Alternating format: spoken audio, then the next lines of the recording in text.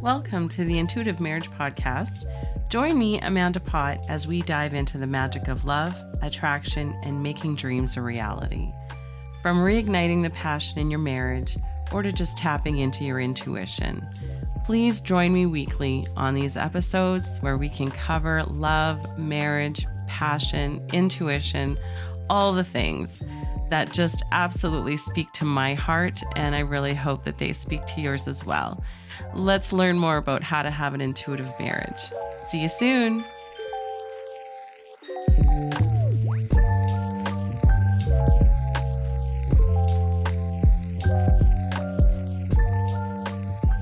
Hello, beautiful souls, and welcome back for episode 5 of the Intuitive Marriage Podcast. If you're new here, hello, I'm your host, Amanda, and I'm so happy that you found me. And if you are returning, thank you so much. I definitely appreciate, and my husband, all the condolences we've received regarding Luna. So thank you for all of our friends who reached out and some of our listeners or my listeners. So thank you. Meant a lot to us. It's been a few days since our girl left us, and I apologize if you're new. Our girl Luna, our staffy Pitty, passed away last week, and last week's episode was on dealing with grief as a couple. So if you haven't listened, please go check it out. I think it was important to listen to, and it really truly did help me, actually. So, and I had a few people reach out and say that it was helpful to them. So thank you. So go check it out. But we are dealing. We do miss our girl very much so. And her girl Sylvie is adjusting and kind of still trying to figure out where her mama is. But let's move along. For this week's episode, we are going to talk about expectations. So creating a harmonious marriage with expectations. This is huge as far as I'm concerned. It's a big one. We're going to also talk about accountability, the 5 love languages, and intuition. And that is a lot. And it is a lot. But today we're going to explore how these elements can work together to build a strong, loving, and harmonious marriage. A harmonious marriage doesn't happen by chance. It requires effort, understanding, and a willingness to grow together. So let's start by talking about expectations. Setting and managing expectations. Expectations are the foundation of any relationship. They shape our perception and our interaction with our partner. Here's how to manage them effectively. 1, communicate clearly. It's so hugely important. Discuss your expectations openly with your partner. I would hope that every couple does this early on in their relationship and continues as their expectations change and grow over time. Because what you start off with, your expectations change depending on the role that you're fitting in your life, right? Whether it's about daily routines, financial responsibilities, or emotional needs, clear communication can prevent a lot of misunderstandings. We talked more about communication in episode 3, and I'll link that episode down below if you're interested in going and checking that out and taking a listen. 2, be realistic. Ensure that your expectations are realistic and attainable. Unrealistic expectations can lead to disappointment and frustration. Ladies, do not try to turn your husband into something or someone he's not. And I'm not coming down on you ladies, but come on, we are. I've been very guilty of that in myself in the past in different relationships. I've seen that, thinking I can save them, thinking I can change them. Well, if you just would change this one habit, well, that's not my responsibility, and it's not my job to change anybody. I don't want him trying to change me. I need to change if I want to change. So you cannot change your partner. Open discussions about concerns is, of course, very important, but don't expect your husband or your wife, for that matter, to change just because you want them to. Adapt. So, number 3, adapt and adjust. As your relationship evolves, so will your expectations. So, be willing and open to adapt and adjust them as needed. So, flexibility is key to maintaining harmony. And I encourage you to be more curious. Find out like what are some of your spouse's goals? What do they want to do? Right? This all goes back to communication. Because if you know what your goals are and your outlook for the future is, then you have a better understanding of what each other's expectations are. Do you even know what your own expectations are? Journal. I'm hugely into journaling every day. And journal your thoughts, journal your feelings. Journal, where do you see yourself in 3 months? Where do you see yourself in 5 years? What do you want for yourself? What do you want for your marriage? So just be willing and be open to discuss those. It's extremely important. Managing expectations involves ongoing dialogue and a mutual understanding. So setting the stage for a balanced partnership. Now, let's talk about embracing accountability. This word can hurt sometimes, right? We don't want to, like when my husband and I got married, well, before we got married, obviously, when we had made a commitment, we had committed that we would always promise to keep each other accountable based on, what we have spoken about and communicated with each other that we want for our futures. And sometimes that's tough, but it's important to have that partner who's loving and wanting the best for you to keep you accountable, because sometimes it's tough. Sometimes we struggle to keep ourselves accountable, right? That's a whole other episode.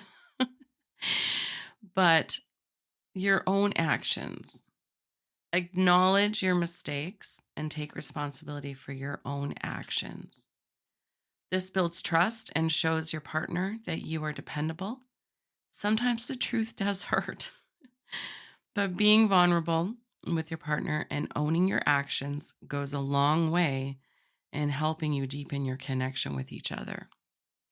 It also helps to build trust, right? Follow through on your commitments, whether it's small promises or significant obligations. Constantly following through reinforces reliability and trust. Here comes in the trust again. Not only with your spouse, but you trust your inner voice more, your higher self. All has to kind of ties back in with your intuition. The more you start following through with things that you are committing yourself to, you are starting to trust yourself more because you are collecting evidence that you're actually doing the things you're telling yourself you're going to do. Constructive feedback. So be open to giving and receiving constructive feedback. This can help both partners grow and improve. And I try to look at situations from all angles. That has taken many years of working on myself, and I'm just naturally intuitive and I'm an empath. So I automatically try to see the other person's side of it and how they're feeling. But it has taken practice over the years. But I do try to see the situations from all angles. I'm by far not perfect. Good Lord. Ask my husband. How could I have said whatever differently or done whatever I did differently? And I welcome my husband's feedback, as I trust his feelings. I trust his perspective. And I'm often more curious about his feedback than anything. So sometimes, I'll give an example. We like to sing karaoke, and we both know each other's standard for, let's say, we learn a song that we decide, oh, I want to learn the song and sing it at karaoke. We are not types of people that will just go to karaoke and sing that song for the very first time ever in front of people. No, that would send my anxiety absolutely through the roof. I have a hard enough time getting up there and keeping it all together because of my like stage fright. So we learn a song and we both have a certain standard that we like to sing to, and he knows mine and I know his. And at the same time, we also trust our own confidence and our own feedback. But so let's say I sing a song and I'm like, okay, I've sung this a few times now. I thought that was really good. And he's like, ooh, not quite ready. And so instead of being, and a part of me still, a small part will be like, "Ugh, I did really great, right? Um, that's just my ego going, come on. But I'm more curious to see like what his feedback is because I do want to excel and I am open to understanding that there's always room for improvement no matter what we are all doing, right? I want to hear what he heard. And of course, it always comes with positive feedback, but it's okay. Like, trust your partner with their constructive feedback. Now, be nice about it. Choose your words wisely, right? You want to say, like, well, honey, you sound like, there was a cat dying down the street, right? Like, choose your words nicely. In saying that, you both have to be open to constructive feedback, right? We all have a lot of room for improvement. I value his opinion. And if I feel my opinion is valid, he is also open to hear my side and how I viewed it. So we have a really great, banter back and forth. And sometimes it turns into um, like a sarcastic kind of a banter, but it's all with love. It's all with love. We sort of have this game like what I said, what you heard, right? So he may say something and I'd be like, "Oh, typical, I'm going to read between the lines and I'm going to analyze the shit out of that sentence and what he said." And I'm going to be like, "Wait a minute." And that's just I don't need to do that. Like we just kind of need to take it for what it is. But we have this what you said and what I heard and we just die laughing because often um, we know each other so well that he can give me a look about something and I know what his thoughts are, and his thoughts are lovingly, but they're sarcastic. So then I'll literally verbalize pretty much what he's thinking. And then it's just, what I heard, what you said, and or what I said, what I heard. Oh my God. Anyways, you get the point, right? So just start to look at like, okay, we don't need to be butthurt about constructive feedback. So, and accountability just strengthens your trust and respect in your relationship.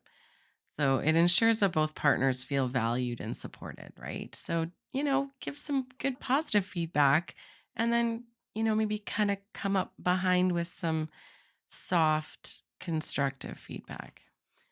Okay, so now we're going to move right along. This is such a fun subject. Understanding the five love languages. I'm sure you've heard Dr. Gary Chapman's concept of the five love languages.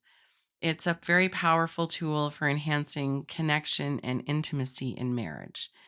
So there's a lot of different ones and they branch off, but the five main love languages are words of affirmation, acts of service, receiving gifts, quality time, and physical touch. So let's go through those.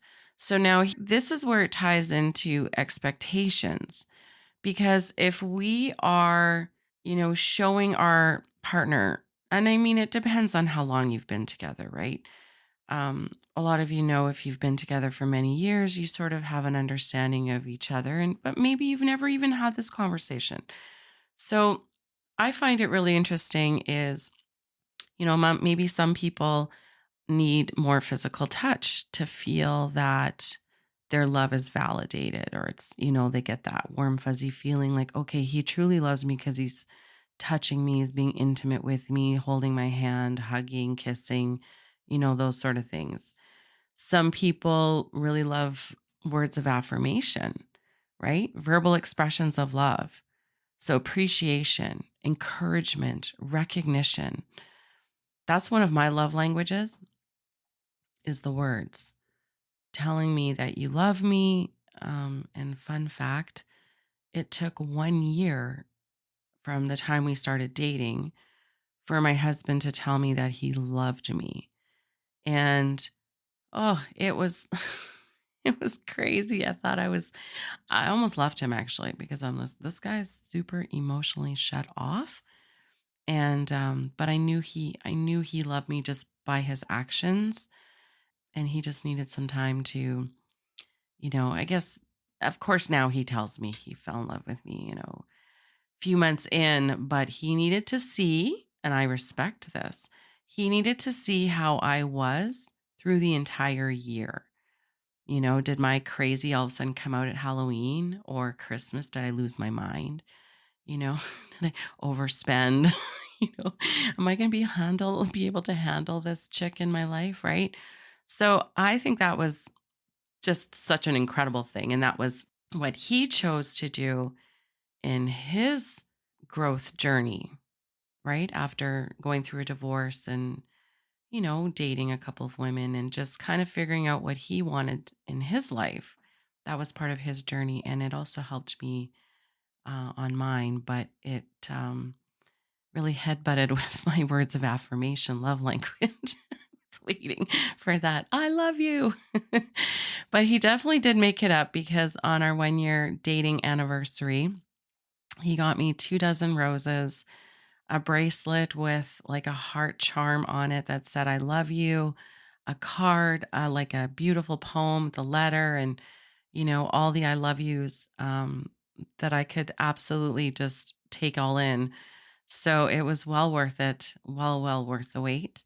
And I still bug him to this day when every day he tells me he loves me. And I'm like, that it just never gets old. So I could just hear him say that, forever and a day, right? Anyways, so that is one of mine. So are you moved by words of affirmation? Do you like the encouragement, appreciation? I'm also like that with work. I like verbal recognition, I guess. Doesn't ever have to be publicized. Like I don't like that. It's just, privately just, hey, you're doing a great job. We value you, right? It's that kind of verbal affirmation. Now, acts of service is another one. So, doing helpful tasks and favors to show that you care.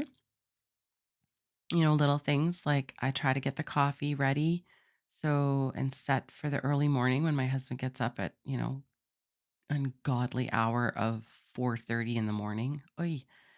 So the coffee's literally cold by the time I get up. But so it's just doing little acts of service, right? Like little things that your partner might like. Just get them their coffee, bring in breakfast in bed, rub their feet, give them a massage.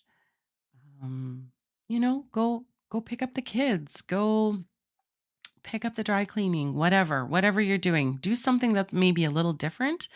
Maybe take your husband's car and go fill it up with gas or go get it detailed. Just kind of little things. Like it doesn't, I mean, that's not really a little thing, but you know what I mean. You already kind of know what, your husband likes or your wife likes. So, just start kind of thinking of those things and receiving gifts. I mean, I do love gifts. I'll be honest. You know, he is not allowed to buy me roses on Valentine's Day because they are ridiculously like they're double priced. No, don't do that. So he just buys me flowers all the time. Lately it's just been crazy. I love it. It's beautiful. I have fresh roses almost all the time, but it's not something I ever ask for. He just knows that I love them and I appreciate them. And he sees me often going in there and just smelling them and just, loving them. And I think that he knows they bring me joy. And I guess in turn, that brings him joy. So he just continues the cycle. Quality time. That is definitely my favorite over everything. I mean, I'm a little of all of them, but quality time, spending meaningful time together, focusing on each other. Maybe that's just talking. Have a couple bevies, pour some wine, have some tea, smoke a joint, whatever your guilty pleasure is, and just sit down and talk, put some lo-fi beats on and just chill. Play a game together. That's always fun. Are you a little competitive together? Have a little flirtation, a little banter. Well, that's our life is flirty banter. I don't know how you'd say that, but we have this game called poker dice. Oh my God, it's so fun. Friends of ours at the lake had it, and we just had to absolutely buy one. And it's this big wooden board, and they've got like different dice arrangements on it. And you have poker chips, and it's kind of like Yahtzee. You kind of roll dice, and then you have to get a line. It's kind of like a bingo. It's kind of all different games all in one, and it's a lot of fun. So we play a lot of that. We play crib. We do like board games. We like to game online together. I mean, I'm not a huge gamer, but I loved gaming with my kids, my boys, when they were growing up. And I had no clue what I was doing, but I think we got them. I think they had like a Nintendo 64 when they were just little. And then we got like Xbox. And then now, everybody's on their own and they've all got a PS5. So I like to play COD. I like to play a little Fortnite. So we'll spend some quality time doing that together. We play Frozen together as well. Don't judge. And of course, there's physical touch, which is absolutely, again, one of my big ones. Like it's just high up there.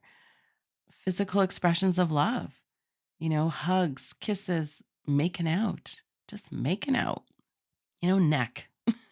That word, just we're necking, and just holding hands, massage, have some playtime, have some adult playtime, have some really great sex, try something different. So, whatever it is that, fuels you, talk about it. Talk about it because maybe your husband's bringing you home flowers thinking that's going to bring you joy. And you're like, fuck, I wish he'd stop spending the money. Like, I wish he would, maybe do this instead or give me a back rub and not expect sex. Come on, men, you know that you do this. However, here's the fun fact. I like massage to get into having sex. So I'm like the opposite. I'm like, please give me a massage. So we can have sex. But TMI. Hey, I told you this we might end up getting personal at some point. So I think that's important. This is what it's all about, right? So I also realized in reviewing like these for this podcast that confirmation, I do need all five. And most of us do. It's a nice balance, right? But I definitely need all five, the love languages. I realize I'm just a greedy bitch. God help my husband. Well, truthfully, we do help to keep each other accountable. And we both use all of the love languages for each other, as it's important for us to show a balance of the way that we share and express our love for each other. So there is a lot of balance of things. My husband does a lot more. I will admit he is fabulous. He does a lot more for me, I feel, than I do for him. But he says just me being in his life and me keeping him sane. And, um, you know, it's kind of a balance, right? Like it's up and down, but I feel like he definitely does more. And so this is me looking, going, where are you balanced in your marriage, right? Where are you off balance? And so that's something I'm working on. I need to be doing more acts of service. Let's put it that way, acts of service. And my husband would be just saying something completely a sexual innuendo at this point, but We'll try to keep it clean. Oh, goodness. So, understanding your own and your partner's primary love languages can transform your relationship. And here's how. So, identify your love languages, discuss and identify each other's love languages. Make a list for each other.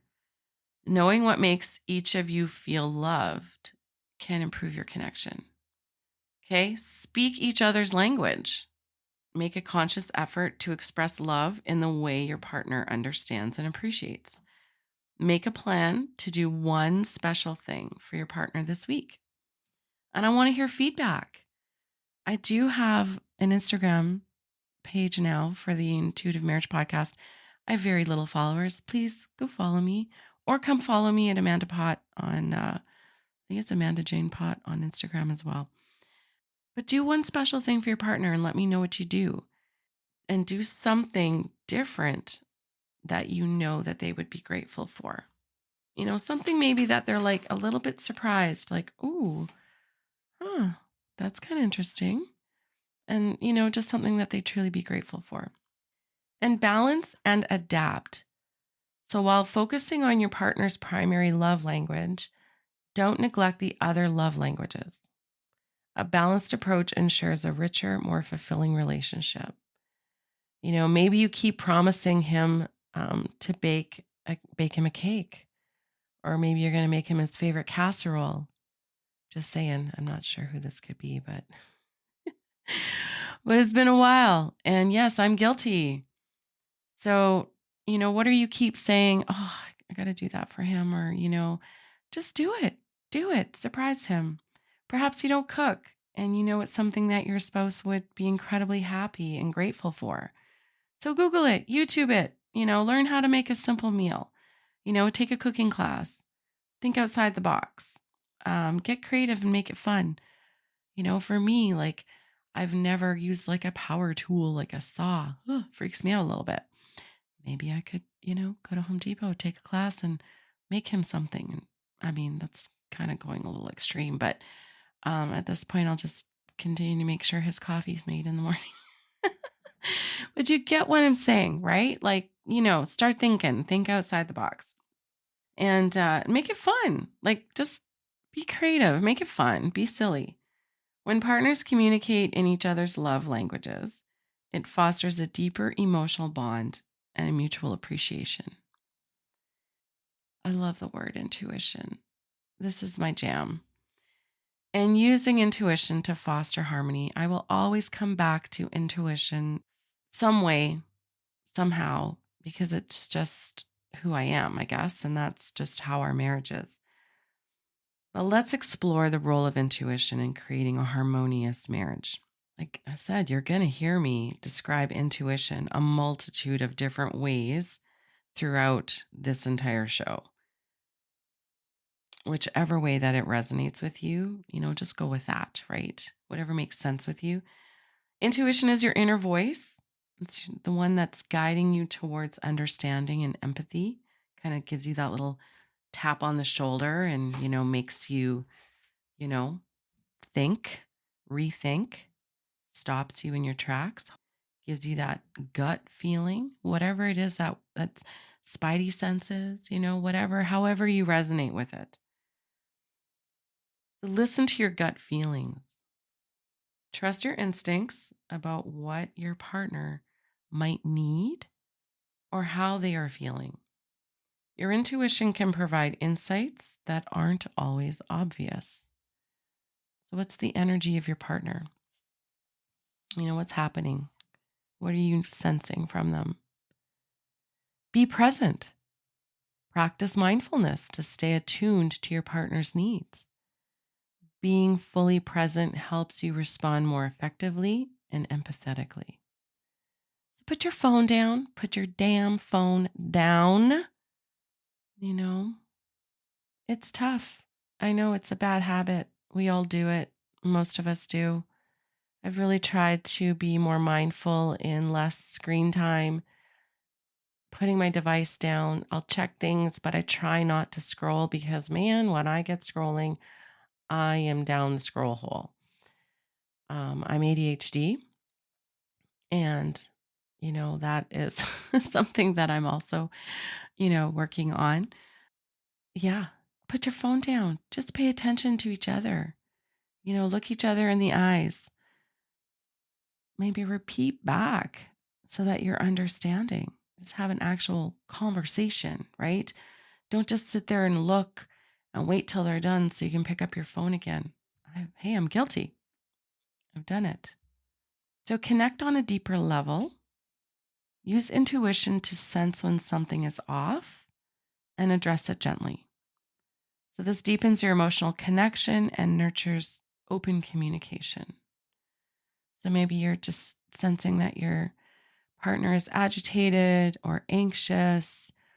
What is her love language? What can you do to help? What's his love language? Did he have a rough day at work? Are you both frustrated? What's happening? Maybe the kids, have given you a hard time today. And what can you do? What can you sense that you can help out with? Just use your intuition, And intuition helps you stay connected and responsive to your partner's needs, promoting a harmonious and nurturing relationship. So let's bring it all together and let's go over this.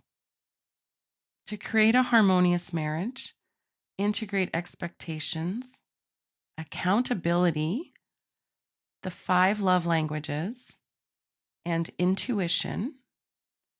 Here are the 3 things that stick out for me. So, number 1, regular check ins. Schedule regular times to discuss your relationship. Expectations, your feelings. What are your goals? What do you want out of your relationship? This helps to keep the lines of communication open. This is also great for families. If you have kids at home still, do a game night, a family meeting night, right? Like make it fun. If everyone's like, it's like a board meeting, even when I was working corporate, they have a board meeting, but they kind of make it interesting. They bring in really good food and, little breaks and whatever. It has to be fun. But as a couple, you can do pillow talk, you can put music on, you can sit outside, go for a walk, but just have a regular check-in time. Maybe it's a date night. Check in. Hey, maybe it's every 3 months you want to go, hey, how's everything going? Like, is there something I can do for you this month that will help you out in your business or with the kids or with the grandkids? Whatever's happening. Find out what's happening in your partner's world. Number 2, celebrate successes. So acknowledge and celebrate your achievements and your milestones as a couple. Maybe you just bought a house. Maybe you're newly empty nesters and you're navigating that. That is challenging. That's different. Maybe you got a new job. Maybe you're retiring. Just celebrate each other. Celebrate yourselves as a couple. This reinforces your bond and it motivates and like a continued striving for what you're going towards, right? Like reward yourselves. We have fun date nights. We go to karaoke. We have barbecues. We try to celebrate our family. We do things that bring us joy. And number 3, stay patient and compassionate. Remember that building a harmonious marriage is a journey, and patience and compassion for each other's growth and learning processes is essential. Also, give yourself some grace in your marriage journey. You're learning together. So I'll tell you a personal story is I'm 52 and I was just recently this year diagnosed with ADHD. Not a clue. Didn't have a clue. My youngest son grew up with ADHD and it presents itself very differently in females than it does in males. And I was kept very active as an athlete for most of my younger years and teenage years. And I was pretty decent in school. And, I didn't really create a lot of, I guess, chaos around me. So it sort of went undiagnosed, I guess. And it does come out with hormones and whatnot. And Anywho, without going into any like nitty-gritty detail, we are navigating that as well. I'm relearning the way I think. I'm relearning why I'm doing the things the way I've done them, why I do them, and my husband is, because I just sort of felt like I was starting to lose my mind. It's sort of like a hormonal thing too. And we had to have a lot of discussions on it because I'm like, I am losing my brain. Like, what's happening? And so now with the diagnosis and the understanding, and I'm being treated for it. And I'm also using cognitive behavioral therapy and all the fun things, right? Shadow work, all that. And it's fascinating because I'm understanding myself a whole lot more. And my husband's understanding the way my brain works. So that also helps him to now maybe navigate some of the things he was doing, his love languages. Maybe they have to be a little different, or he has to have a little bit more patience and understanding, why I might do the things I do, or, anyways, I don't know if that makes any sense, but stay patient and compassionate with each other. That's all I'm saying. If you love each other, take care of each other, right? You're learning about each other together and you're growing. If you've been together for a number of years, you get this already. If you're just starting out, you grow. Your goals and your expectations change. And that's why it's good to talk about it. Talk about it. Just keep that line of communication open. It's super important. So thank you for joining me on this episode today on the Intuitive Marriage Podcast, episode 5. Holy smokes. Like, you guys, thank you so much for listening. This is just a passion project of mine. And I just am super grateful that you guys are listening. I have 80 downloads. So the show is growing. So thank you. Now, by embracing expectations, accountability, understanding the 5 love languages, and using your intuition, you can create a marriage filled with love, respect, and harmony. Now, if you enjoyed this episode, please subscribe, leave a review on your platform, whichever, platform is your favorite for listening to podcasts, and share with others that might benefit. Please follow me on Instagram at the Intuitive Marriage Podcast. You can also email me. I think the link is down below in the show notes, at the Intuitive Marriage Podcast at gmail.com. And join us next time as we continue to explore ways to strengthen your intuitive marriage. And until then, take care. Keep nurturing your relationship with love and understanding.